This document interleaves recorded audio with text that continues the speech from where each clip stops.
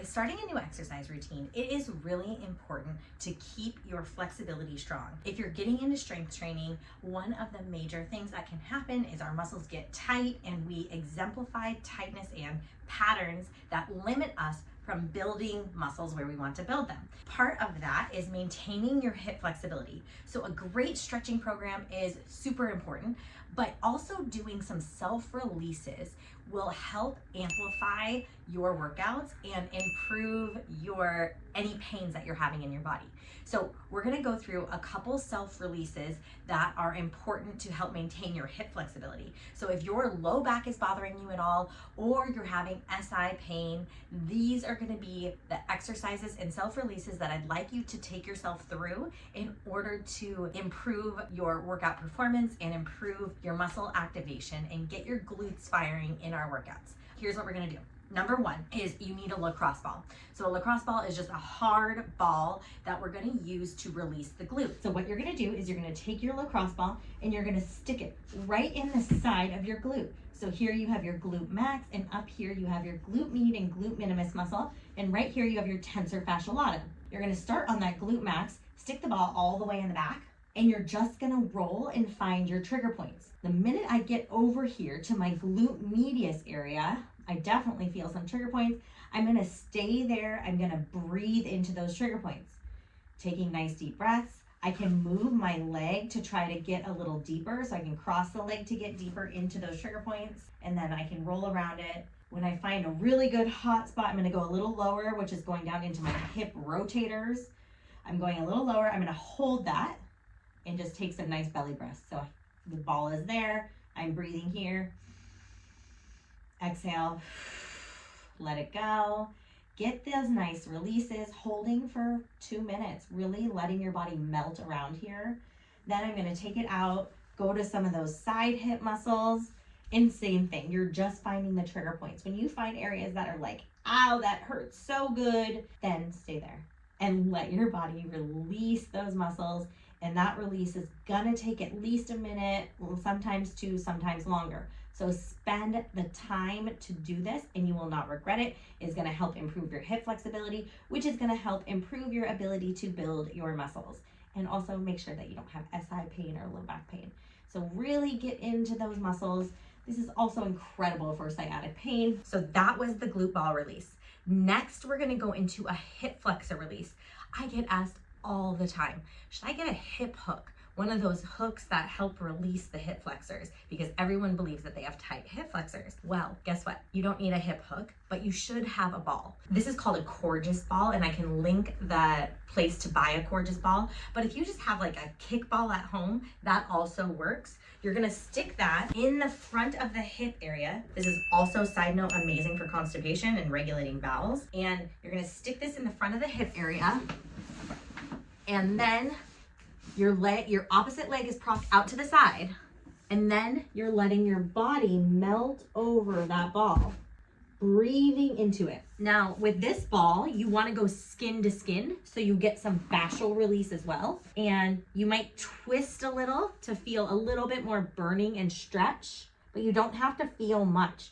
This ball is just simply working right at that front of the hip, but above the hip bone. So it's in this area here. So it's on the belly part of the hip, and you're giving yourself a little bit of a lift with the ball when you're laying on the ball. Then you're gonna, of course, do the other side, sticking the ball right here, laying on it, propping out the other leg, and then just let your body completely melt.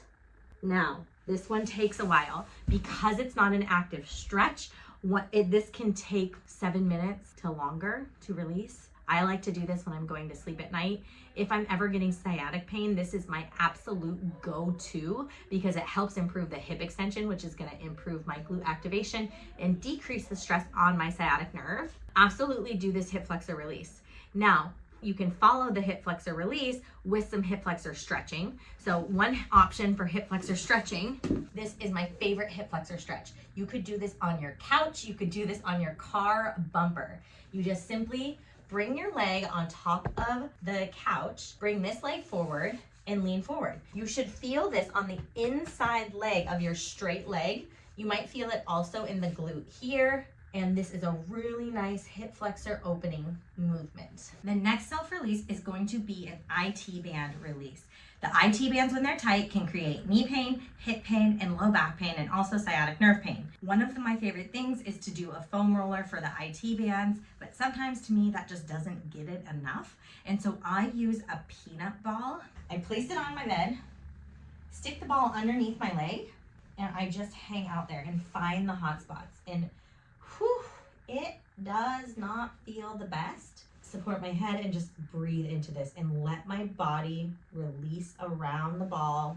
Go down, find a new spot, let my body release, and then up. Sometimes if I'm like, having knee pain or hip pain, I'll make myself hold this for 60 seconds and really get a true good release. If I'm not having pain, it's hard to fight myself to actually get this released, but then I'll do this on both sides. I like doing it on the bed itself because there's a little give in the bed, and then the ball can just kind of dig as hard. But of course you can do this on the floor as well, or you can simply use a foam roller to get the similar effect on that IT band. Doing both sides is awesome, and these are the releases that are going to be really effective at helping you maintain your hip flexibility while growing your muscles, growing your glutes, and doing a lot of the lower body leg workouts and hitting the right places. And especially if you aren't feeling the movements in your glutes, making sure that you're doing these releases to start to bring flexibility to the muscles so that you can strengthen them. Sometimes it's a matter of these muscles just don't have the flexibility to get true good connection with them. So if you have troubles connecting to your glutes, this is the video that I'm going to refer you to go through and do these self-releases on yourself to try and improve your hip flexibility, and in turn is going to improve your glute activation. Now, my final note on this video is going to be a pelvic floor release. This is your pelvic floor. This is the first layer of your pelvic floor. There are 3 layers.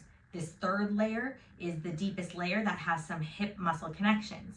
Now, in order to help maintain your pelvic floor flexibility, or if you're feeling like your pelvic floor is getting really tight, or you're peeing your pants in your workouts, doing some pelvic floor releases to yourself can be super effective at maintaining that flexibility, which is gonna get you better activation during your workouts. It's also actually gonna get you better glute movement, because the more range of motion you have in your pelvic floor, the better your hips are gonna move. To do a self-pelvic floor release, you will insert a thumb into your vagina and you will go about 1.5 inches deep towards your anus, but you're in the vaginal canal, and then you're going to turn out to the side. So if this was a clock and your clitoris and your urethra is at 12 o'clock and your anus is at 6 o'clock, you're going to angle your thumb towards that 3 o'clock, 4 o'clock position.